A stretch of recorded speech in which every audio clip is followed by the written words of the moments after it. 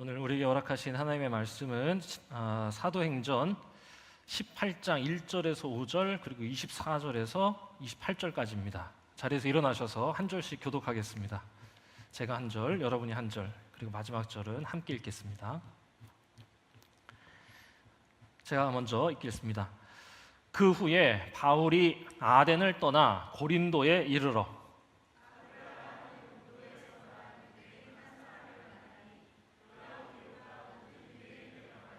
로마에서 떠나라 한 고로 그가 그 아내 브리스길라와 함께 이달리아로부터 새로 온지라.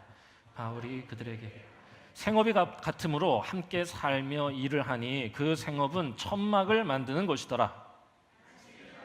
바울이 회당에서 강론하고 유대인과 헬라인을 권면하니라. 실라와 디모데가 마게도냐로부터 내려오매 바울이 하나님의 말씀에 붙잡혀 유대인들에게는 예수는 그리스도라 밝히 증언하니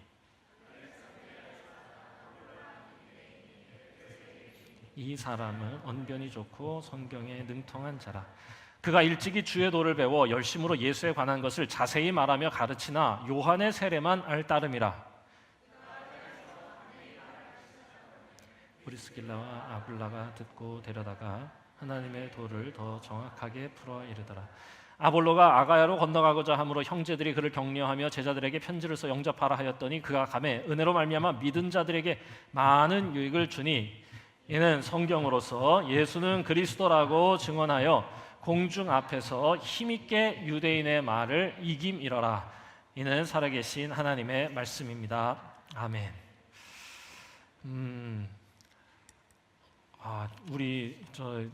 오늘 우리 기도한 우리 창희 형제, 우리 그 태권이 운동 PT 선생님이거든요. 기도를 하는데 목소리에서 근육이 느껴졌습니다. 이 사람, 이야, 이게 몸만 멋있는 게 아니고 목소리까지. 네. 지난 주간에 여러분들 어떻게 한 주 어떻게 잘 지내셨는지 모르겠습니다. 한 주간을 지내면서 아마 이 사회에서 이제 좀 이렇게 좀 이 큰 사건이 있다고 하면 아마 지난 주간에 있었던 그 최혜병 관련 청문회 아닌가 이런 생각이 들었습니다. 아마 관심 가지신 분들은 아마 잘 지켜보셨을 텐데 저는 뭐 다른 건 모르겠습니다. 다른 건 잘 모르겠고 그 박정훈 해병대 수사관 단장 그냥 그 사람이 참 안쓰럽다 이런 생각이 들었습니다. 왜냐하면 제 눈에는 잘못한 게 하나도 없어 보이거든요. 그냥 열심히 했고 배운 대로 지켜야 할 규범대로 했는데 항명죄로 고소당하고 보직 해임되고 힘 있는 사람들한테 버림받는 것 같아서 굉장히 안타까웠습니다. 이게 억울해 보였어요, 제 눈에. 그리고 그런 생각이 들더라고요. 정말 진실하게 사는 사람인데, 진짜 진실하게 사는 사람인데 왜 저렇게 힘든 일이 벌어졌을까? 그냥 진실하게만 살면 되는 걸까? 뭐 이런 고민이죠. 제가 그 박정훈 대령의 마음에 조금 더 다가설 수 있었던 건 지난 한 주간 동안 이 바울의 18장의 이야기를 묵상하던 중이었기 때문에 더 그랬던 것 같습니다. 왜냐하면 이 바울이 좀 비슷한 상황이라고 여겼거든요. 진실하게 사는데 사람들이 알아주지 않는 수준을 넘어서 회방하고 조롱하는 거예요. 그냥 진실하게 했을 뿐이에요. 누구보다 진실하게 예수님을 전하고 자신에게 맡겨진 바 소임이라고 여기는 하나님이 주신 소임을 성실히 했을 뿐입니다. 솔직히 뭘 얻으려고 한 것도 아니에요. 그저 만나는 사람이 예수님 잘 믿었으면 좋겠고 하나님을 알았으면 좋겠어. 그것뿐이었습니다. 그런데 가만히 이 바울의 인생을 들여다보면 솔직히 좋은 날보다 힘들었던 날이 더 많았습니다. 그러니까 우리가 지금 18장을 읽고 있는데 제가 지금 말씀을 전한 16장, 17장 요 앞에 얘기들 보면요. 어떠냐? 루스드라에서 기억하실지 모르겠지만 사람들이 막 헤르메스다, 제우스다 막 추앙하려고 그럴 때 그것도 거부했어요. 그걸 거부했는데요.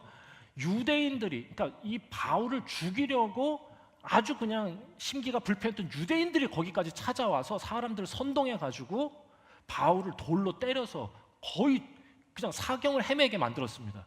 죽은 줄 알고 성 밖에 던져버렸다고 성경에 돼 있으니까. 아니 그냥 할 걸 한 거잖아요. 그리고 그 뒤에 두아디라라는 데에서는 귀신 들린 사람 그냥 해방시켜 줬는데 그것 때문에 화가 난 사람들이 감옥에 가둬버리는 일도 있었고, 그리고 우리 지난주에는 아테네에서 진짜 그 똑똑한 학식 있는 그 철학자들 앞에서 아주 겸손하게 정중하게 하나님을 전했을 뿐입니다. 그랬는데 그 뒤에 성경에 뭐라고 기록되어 있냐? 사람들은 그의 말을 듣지 않고 조롱했다고 적혀 있어요. 아, 얼마나 힘들었을까. 자, 그리고 우리가 오늘 읽은 말씀으로 이어지는 겁니다. 바울이 아덴을 떠나 고린도에 이르렀다. 여러분, 그 마음으로 고린도에 도착한 겁니다. 얼마나 힘들었을까요? 난 그저 진실하게 했을 뿐인데, 솔직히 알아달라고 한 건 아니지만 알아주는 수준이 아니고 너무 괴롭히니까 힘들었겠죠. 위로가 필요한 상황이었다고 생각합니다. 바로 그때 하나님께서 그 바울을 위로해 주시기 위해서 바울이 사람들을 만나게 하시는 이야기가 오늘 18장입니다. 바울이 만난 사람들의 이야기. 오늘 이 말씀을 묵상하면서 정현종 시인의 그 유명한 시 방문객이 생각나서 설교 제목을 사람이 온다는 건이라고 정한 겁니다. 한번 시를 한번 읽어보겠습니다. 사람이 온다는 건 실은 어마어마한 일이다. 그는 그의 과거와 현재와 그의 미래와 함께 오기 때문이다. 한 사람의 일생이 오기 때문이다. 부서지기 쉬운, 그래서 부서지기도 했을 마음이 오는 것이다. 그 갈피를 아마 바람은 더듬어 볼 수 있을 마음, 내 마음이 그런 바람을 흉내낸다면 필경 환대가 될 것이다.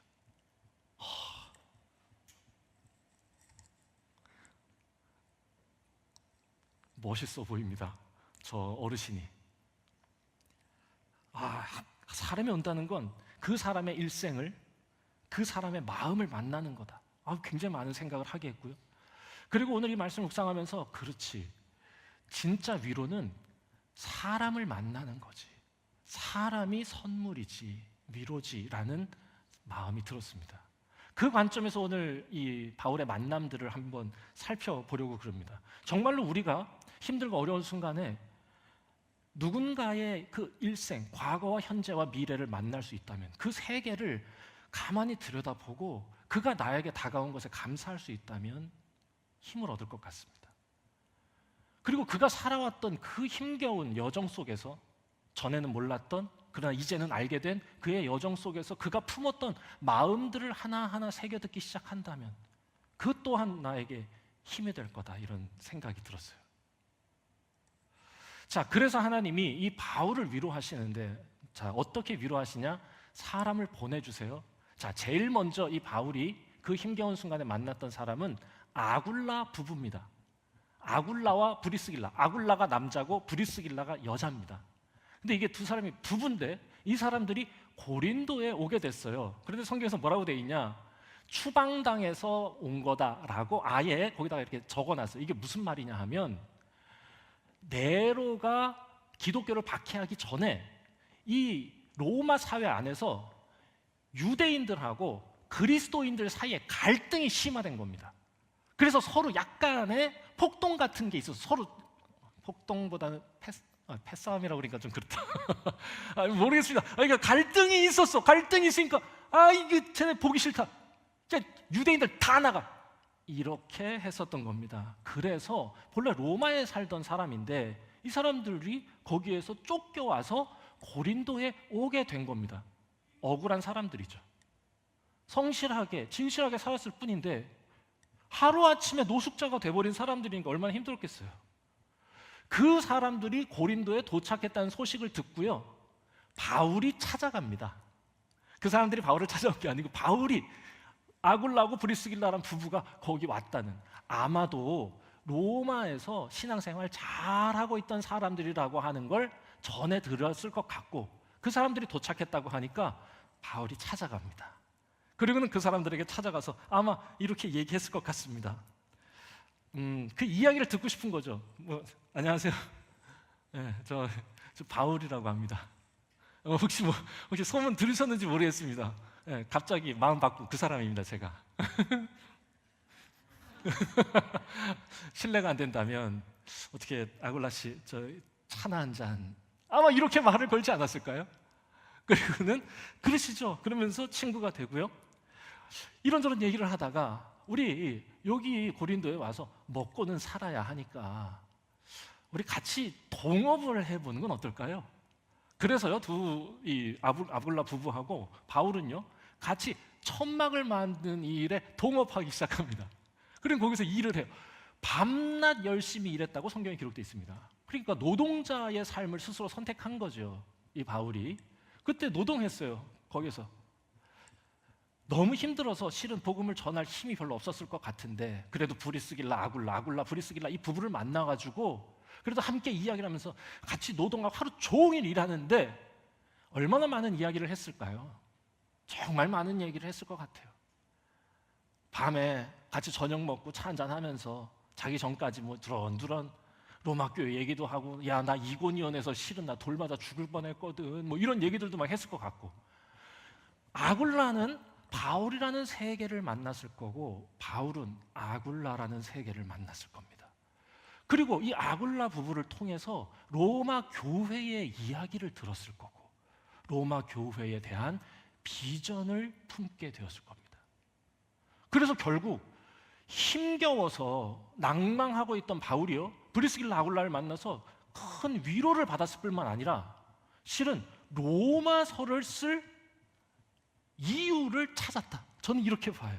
하나님이 이 만남을 통해서 바울의 마음을 이렇게 다시 이렇게 만들어 주신 것이죠. 그 세상을 만났기 때문에 가능한 일.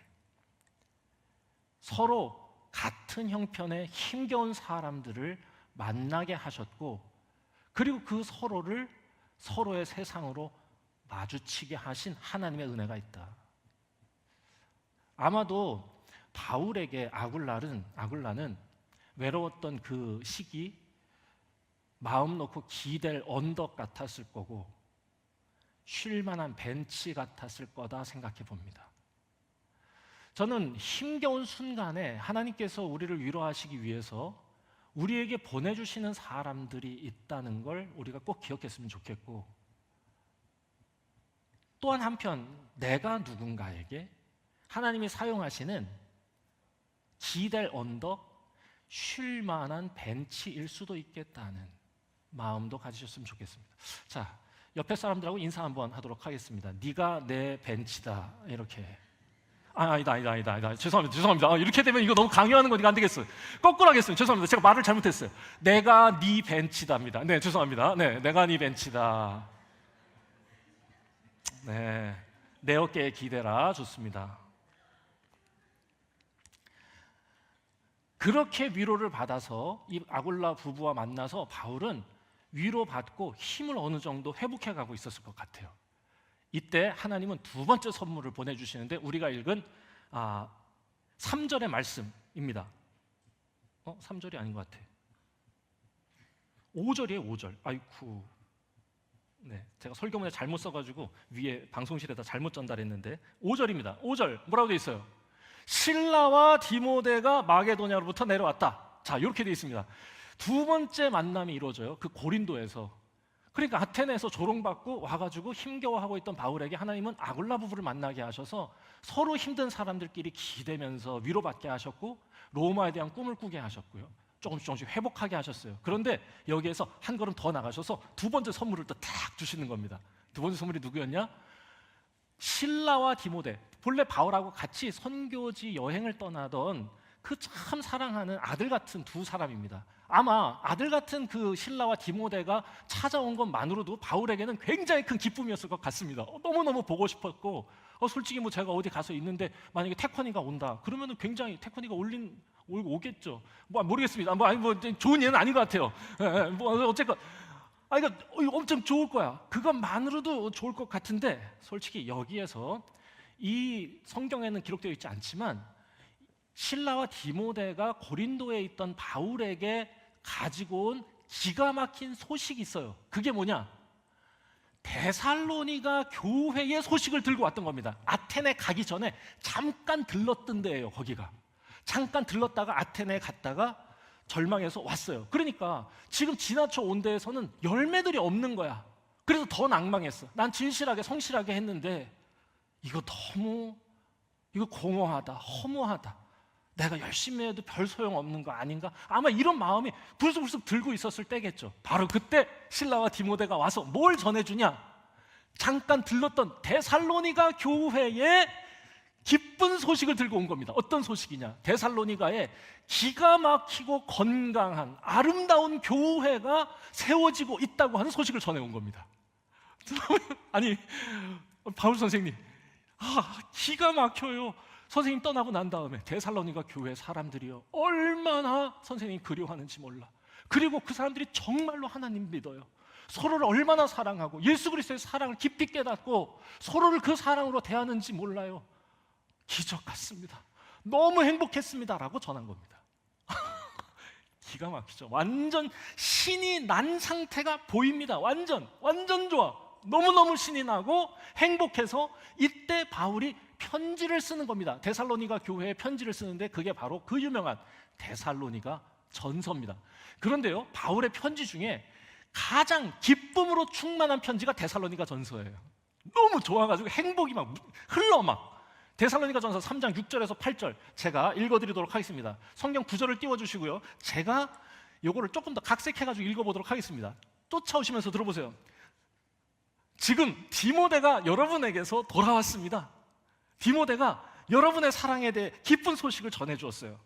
그리고 여러분이 우리에 대해서 늘 좋은 기억 갖고 있다는 거, 그리고 우리가 여러분 보고 싶어 하듯이 여러분도 우리를 간절히 보고 싶어 한다는 얘기도 전해주었습니다. 여러분은 저의 사랑하는 가족입니다. 이 소식은 힘겨운 하루하루를 살아가고 있는 제게 정말 큰 위로가 됐습니다. 여러분이 가진 하나님에 대한 신실함 때문입니다. 여러분이 지금 주님 안에서 굳게 서 있으니 정말로 이제는 우리가 살 것 같습니다.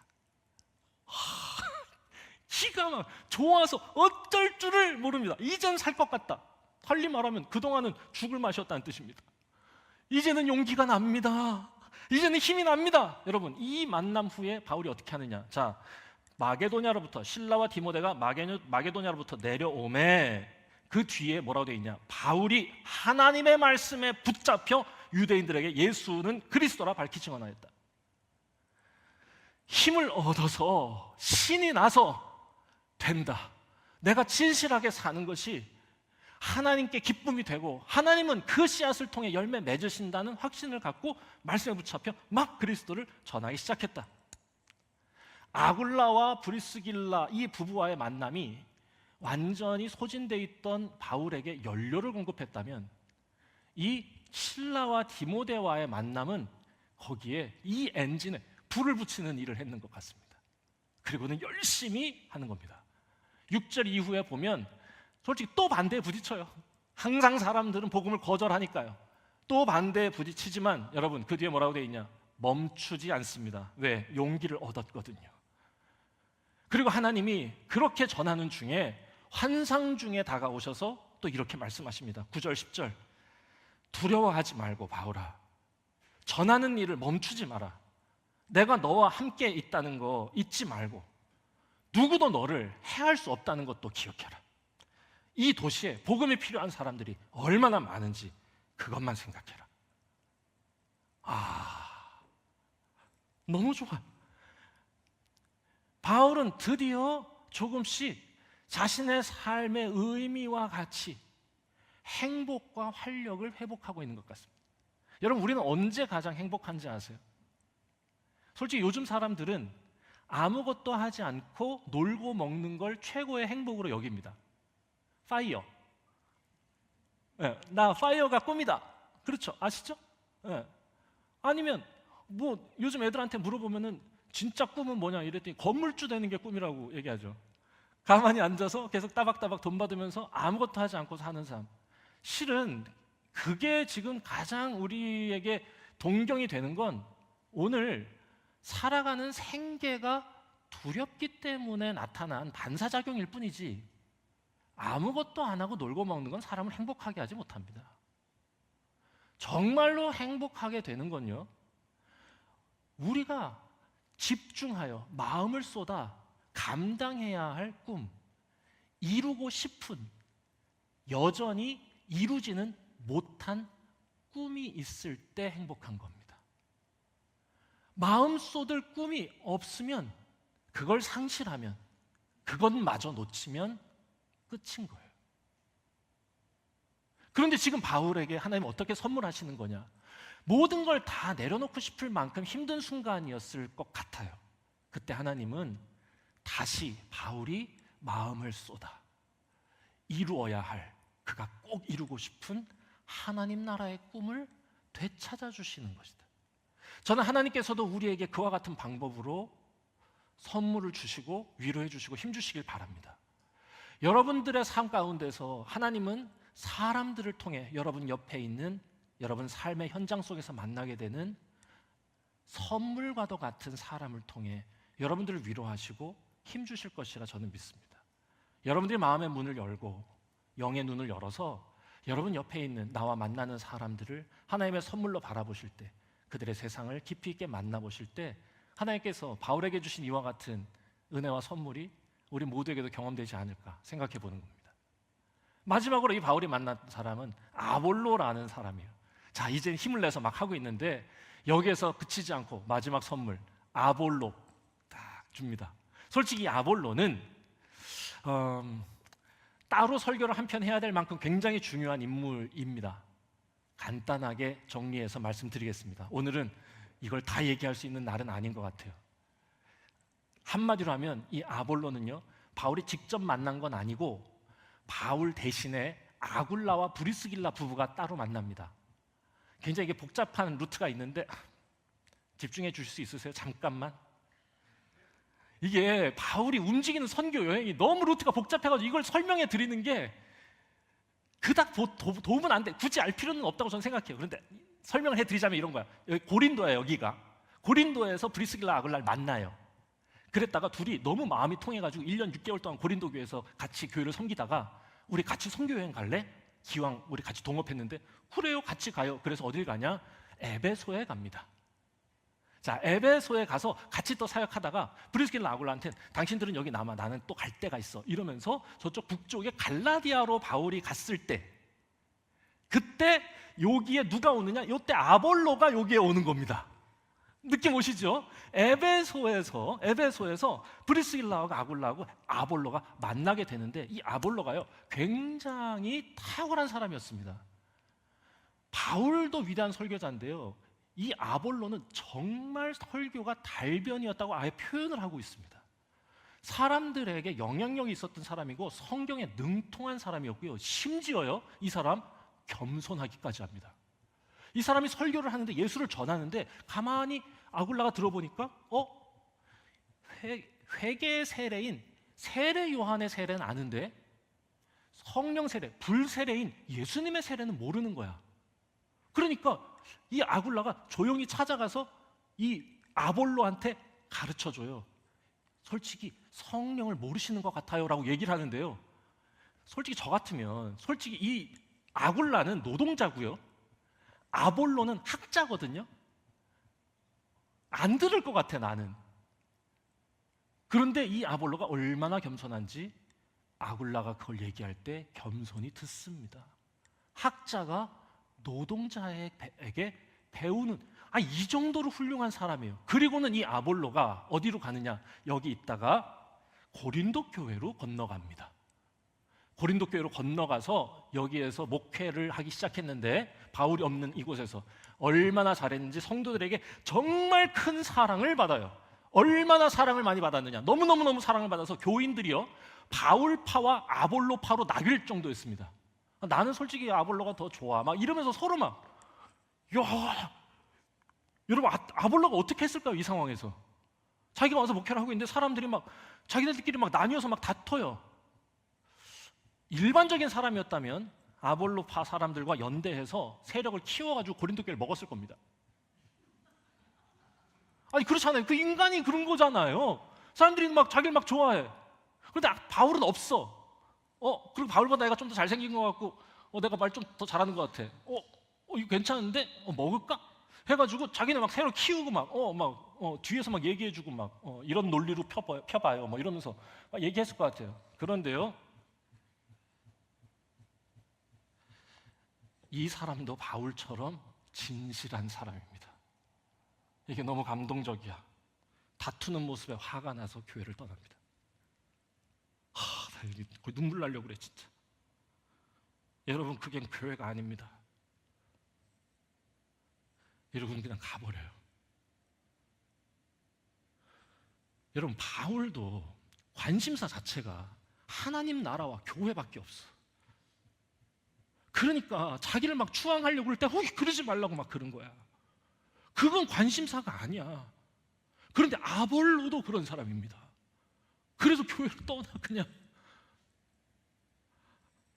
나중에요, 이 고린도 교회에 바울이 이 에베소에 돌아와서, 바울이 저기 갔다가 다시 일로 돌아와서 고린도 교회 소식을 듣고는 고린도 교회에 편지를 쓴 게 고린도 전서입니다. 그때 뭐라고 얘기하냐? 지금 아볼로는 당신들에게 갈 마음이 없어요 라고 써요. 왜냐? 서로 싸우기 때문입니다. 나 이 장면이요, 너무 감동적으로 저에게 다가와.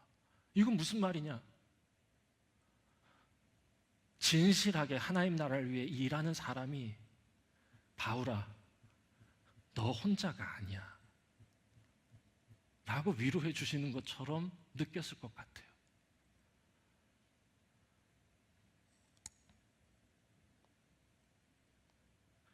선물이죠. 하나님 나라의 꿈을 꾸는 사람이 너 혼자가 아니라고. 바울에게도 아볼로가, 아볼로에게도 바울이 자기와는 다른, 그래서 더 멋진 하나님 나라의 동역자라고 느껴진 거죠. 함께 꿈을 꾸는, 나와 함께 어딘가에서 나처럼 하나님 붙들고 포기하지 않고 낭망하지 않고 뜨겁게 진실하게 살아가는 사람이 있다고 하는 것, 그걸 일깨워주는 것, 하나님의 위대한 선물이었다라고 저는 생각합니다. 그래서 저는 이 18장에 나오는 이 세 만남, 아굴라와의 만남, 실라와 디모데와의 만남, 그리고 아볼로와의 만남이 힘겨워 쓰러지려 했던 바울을 위로하시는 하나님의 위대한 선물이었다라고 읽은 것입니다. 진실하게 살기만 하면 되는 걸까요? 결론은 그렇게 사는 것이 맞습니다. 때로 알아주지 않는 세상이 야속할 수도 있고, 이름도 없이 빛도 없이 진실하게 사는 게 힘들다고 느낄 때도 있겠지만, 그렇게 사는 게 하나님을 참으로 믿고 사랑하는 길이라 다시 한번 다짐해 봅니다. 한 목사님의 이야기로 오늘 설교를 마무리하려고 합니다. 우리나라에는 농촌이 있고 어촌이 있고 산촌이 있습니다. 그러니까 농촌도 아시죠? 농촌은 농사 짓는 데고 어촌은 바다죠. 산촌 아세요? 산촌. 산촌은 자연인이 사는 곳, 거기가 산촌이 아닙니다. 거긴 그냥 자연. 거긴 자연이고, 산촌은 어디냐? 산촌은 혼자 사는 게 아니고 사람들이 다 같이 이렇게 모여 사는 데입니다. 이게 CGN TV라고 있어요. CGN TV에서 2022년 12월 25일에 시골 목사 전원일기라고 하는 프로그램을 제작해서 공개했습니다. 그러니까 시골에서 목회하시는 분들 되게 많잖아요. 그런데 그분들의 이야기를 이렇게 찾아가서 그분들의 이야기를 이렇게 감동적인 스토리를 취재하려고 그런 겁니다. 그래서 농촌, 어촌 다 섭외했어요. 다 섭외했고 거기 가서 이제 산촌을 막 찾고 있었는데, 진짜 산촌은 어려워. 잘 존재하지가 않는데 간신히 드디어 찾아냈습니다. 어디냐? 강원도 정선 덕천리랍니다.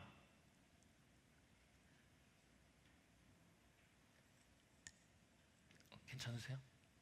괜찮으세요? 네, 저 보세요. 괜찮으세요? 네. 어디까지 얘기했죠? 덕천리를 찾았습니다. 네. 산촌을 찾아서, 그러니까 산촌이라고 하는 건요, 이 산에 모여있는 마을을 얘기하는 게 아니고 산 하나에 집 하나 정도 있어요. 그런데 그게 너머 산에 한 마을, 또 한 집 이래서 수십 개의 산을 모아서 거길 산촌이라 합니다. 그게 덕천리예요. 거기에 있는 교회, 덕천교회를 찾은 겁니다. 그리고 이 덕천리에는요, 사람들이요, 이게 여러분들이 어떻게 느끼실지 모르겠는데 50명 정도가 전부입니다. 그래서 이 사람들 옆집에 가려면요, 그냥 뭐 이렇게 걸어가는 게 아니고 산 하나를 넘어가야 돼요. 그런데 거기에 동네에 계시는 분들의 평균 연령이 70세랍니다. 그러니까 유모차 같은 거 이렇게 같이 밀면서 산을 2개를 이렇게 넘어야 옆집 사람을 만나야 되는 거니까, 이게 젊었을 땐 좀 만났는데 나이가 드시면서 서로 잘 못 만났다는 겁니다. 이게 얼마나 심각했냐면은 그 덕천 마을에 마을회관을 이 세금으로 지어줬는데요, 마을회관을 오려면 사람들이 산을 넘어야 되기 때문에 마을회관에 사람이 못 온대. 이 정도로 깡촌이야. 근데 거기에 교회가 있는 겁니다. 이 교회가 세워진 지 20년 정도밖에 안 됐고요, 그 전에 교회가 아예 없었답니다. 왜냐하면 산촌 사람들은요, 산을 믿는답니다. 그냥 산이 종교예요. 이 교회에 부임해 온 두 번째 담임 목사로 2018년 30대 후반에 들어와서 목회하시는 최기수 목사님의 이야기가 방영됐습니다. 이분을 소개하려는 겁니다. 제가 이분의 이야기를 들었어요. 그분을 잘 아는 목사님을 만났거든요. 처음 목회하러 왔을 때 굉장히 충격적이었대요. 생각해 보세요. 그 산촌에 뭐가 있겠어요? 200년 된 너와 집에 도착했답니다. 거기를 38세의 젊은 목사가 들어가는 것 자체가 충격적이죠. 근데 이분이 얘기를 하는데, 문을 열었는데 어두컴컴한데 새까만 벌레들이 가득했대요. 새까만 벌레가 가득한 거는 말할 것도 없고, 쥐는요 어마어마했답니다. 그리고 그 쥐를 먹기 위해서 그 집에 기생하는 뱀들이 그렇게 많았대요. 그러니까 거기를 이제 닫기 시작하고, 야, 여기서 어떻게 목회를 하나 막 이렇게 힘들어 하고 있었을 때, 그래도 전도는 해야지. 그래서 전도를 하기 시작하는데 떡 만들어가지고 산 하나 넘어서 떡 하나 갖다 드리고, 밥 해가지고 또 산 하나 넘어서 밥 갖다 드리고, 이러면서 1년 동안 계속 했대요. 그래서 드디어 1년 만에 1명을 전도했답니다. 그게 누구냐? 그 동네 최씨 할머니, 같은 성을 가진 최씨 할머니가 교회에 나오기 시작했어요. 다른 이유는 없었대요. 성이 같아서 같이 나왔대요. 그래서 매일 밥도 갖다 드리고 반찬도 갖다 드리고, 그러고는요, 놀랍게도요, 1년 만에 세례를 받으셨습니다. 2020년. 그런데 팬데믹이 터진 겁니다. 그리고 더 이상 취재가 진행되지 못했어요. 그러다가 팬데믹이 약간 이제 수그라들만 할 때, 그때 PD가 연락을 했습니다. 최기수 목사님, 어떻게 뭐 취재할 만한 거 없을까요? 마침 잘 됐어요. 그러지 않아도 저 최씨 할머니 지금 요양병원에 들어가 계신데 그분 찾아뵈려고 준비하고 있었거든요. 오늘 면회가 된대. 그래요? 달려가겠습니다. 방송 장비 다 오고 PD 와가지고 카메라 들고 따라갔습니다. 드디어 만나는 날. 굉장히 감동적인 장면을 기대한 것입니다. 감격스럽잖아요. 목사님 만나면서 막, 아유, 최 목사님 이러고 막, 우리 최씨 할머니 이러면서 막 서로 막 끌어안고, 굉장히 그 감격스러운 장면. 역시 산촌은 이거지. 뭐 이러면서 이제 그거 기대를 갖고 딱 갔는데, 병원에 도착해서 할머니가 나오십니다. 어머니, 저 알아보시겠어요? 영상 준비했습니다. 여기서만 되실까요? 말씀 나누세요. 어머니, 저 누군지 아시겠어요? 얼굴 바로나 모르겠네. 모르겠어? 말씀해보세요. 바세 목사님, 바세 덕천교회. 그래가 믿을 것. 그게 하나님 믿었겠지. 어머니 교회 저한테 세례 받았잖아요. 세례. 배짐일 뜨뜻하게 데워가지고 저 차량 운행할 때 주시고 그랬잖아요. 기억이 안 나지. 기억도 안 나. 못 알아보시. 못 알아보셔.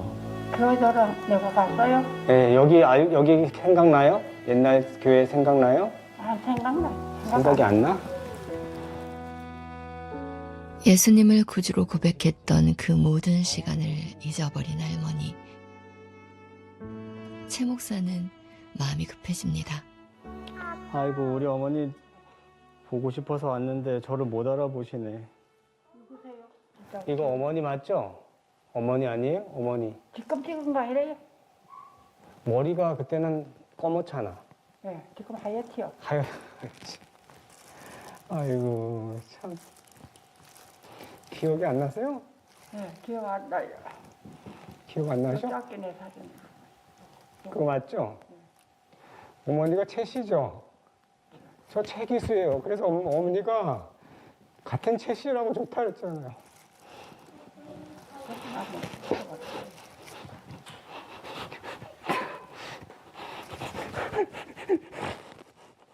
왜 우세요? 기억을 못 하세요? 누구신데 나는 아는가 보네. 저한테 세례를 받으셨어요. 어머니가 세례를. 세례를 이 영혼에게 과연 얼마의 시간이 남았을까요? 최 목사는 애타는 마음으로 할머니의 손을 잡습니다. 예수 믿고 구원받을 수 있도록 은혜 베풀어 주옵소서. 이 불쌍한 영혼 받으시고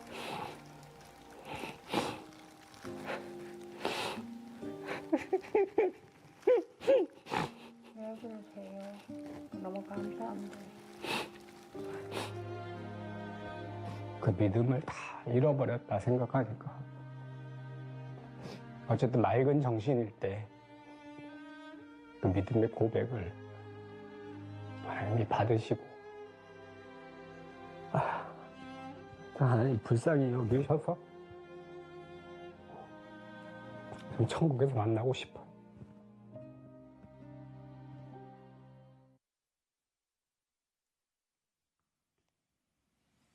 여기서 이렇게 영상은 끝이 납니다. 그리고 이 뒷이야기를 들었어요.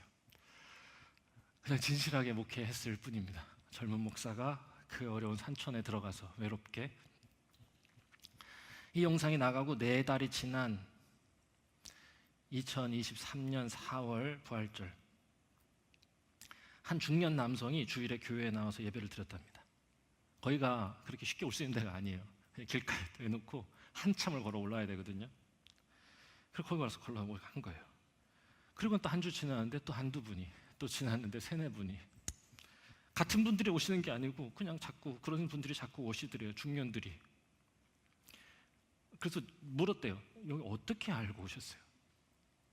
솔직히 이 최기수 목사님은 치매 걸리신 그 할머니가 자기를 못 알아볼 때요, 절망하는 게 보이시죠? 굉장히 많은 만감이 교차했을 거예요. 저는 그 뒤에 이야기를 이렇게 듣는데 바울을 위로하는 하나님의 선물 같았어요.